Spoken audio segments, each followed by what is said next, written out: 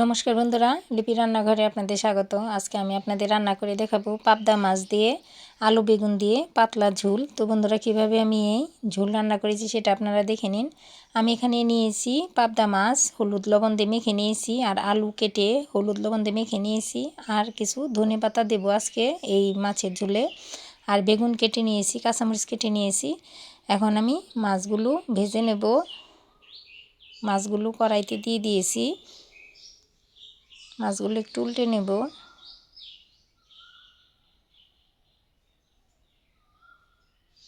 এভাবে করে আমি সবগুলো মাছ ভেজে নামিয়ে নেব। মাছ ভাজা হয়ে গেছে, এখন মাছ ভাজাগুলো তুলে নেব। বন্ধুরা, সবগুলো মাছ আমি ভেজে নিয়েছি। এখন আমি ওই মাছ ভাজা তেলের মধ্যে আমি বেগুনগুলো একটু ভেজে নেব। আমি বেগুনগুলোর মধ্যে হলুদ লবণ কিছুই দিই নাই, এমনিতেই শুধু আধা ভাজা করে নামিয়ে নেব। বেগুন ভাজা হয়ে গেছে, এখন বেগুন ভাজা নামিয়ে নেব। এখন আমি ওই তেলের মধ্যে আমি ফোড়নে দিয়ে দিব শুকনা মরিচ আর কালো জিরা। আমি এখানে অল্প পরিমাণে কালো জিরা দিয়েছি, হাফ চামচেরও কম, আর একটা শুকনা মরিচ দিছি। আর এখন দিয়ে দিয়েছি কাঁচামরিচ আর আলু আর কাঁচামরিচ একটু ভালো করে ভাজা ভাজা করে নিয়েছি। তার মধ্যে এখন দিয়ে দিয়েছি জল, দিয়ে দিয়েছি 1 চামচ লবণ, 1 চামচ হলুদের গুঁড়া। এখন একটু ঢেকে দেব যাতে আলুগুলো সিদ্ধ হয়ে যায়। ঢাকনাটা তুলে নিয়েছি। এখন এই জলটা শুকিয়ে যাওয়ার আগ পর্যন্ত আমি আলুগুলো ভালো করে কষিয়ে নেব।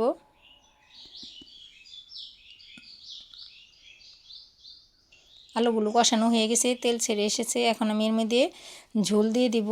ঝোলটা পরিমাণ মতো দেব, কারণ আমি ঝোলটা পাতলা করব, তাই বলে আর বেশি জল করব না।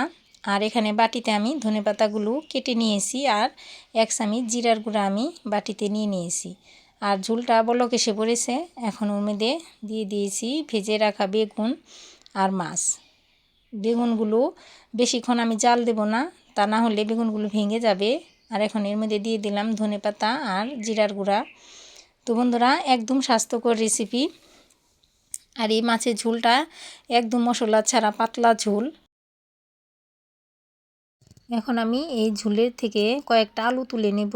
আলুগুলো একটু গেলে দেব। আলুগুলো গেলে দিলে, ভালো মতো গালিয়ে দিলে পরে এই ঝোলটা একটু ঘন হবে। যেহেতু এই ঝোলের মধ্যে আমি গুঁড়া মশলা দিয়েছি, হলুদের গুঁড়া, জিরার গুঁড়া, তাই ঝোলটা বেশি ঘন হবে না, মশলাগুলো নিচে পড়ে থাকবে। এর জন্য আমি আলু গালিয়ে দিলাম। আপনারা আলু গালিয়ে না দিলেও পারেন, একটুখানি সামান্য মানে হাফ চামচের কম একটু ময়দা অথবা আটা একটু গুলিয়ে দিলেও এই ঝোলের একটা স্বাভাবিক একটা ঝোলের ঘনত্বটা আসবে। তো বন্ধুরা, আমি আলু গালিয়ে দিয়েছি। এখন ঝোলের লবণটা দেখে নিয়েছি। এখন আমি ঝোলটা নামিয়ে নেব। হয়ে গেছে। বন্ধুরা, এভাবে করে আপনারা বাসায় রান্না করে খেয়ে দেখবেন। গরম গরম ভাতের সাথে খেতে একদম দুর্দান্ত। বন্ধুরা, ভিডিওটি ভালো লাগলে একটি লাইক দিয়ে দিবেন, আর অবশ্যই কমেন্ট করে জানাবেন। আর নতুন বন্ধুরা আমার চ্যানেলটাকে সাবস্ক্রাইব করে আমাকে এগিয়ে নিয়ে যাবেন, আমি যেন আরও সুন্দর সুন্দর ভিডিও করে আপনাদের দেখাতে পারি। ধন্যবাদ।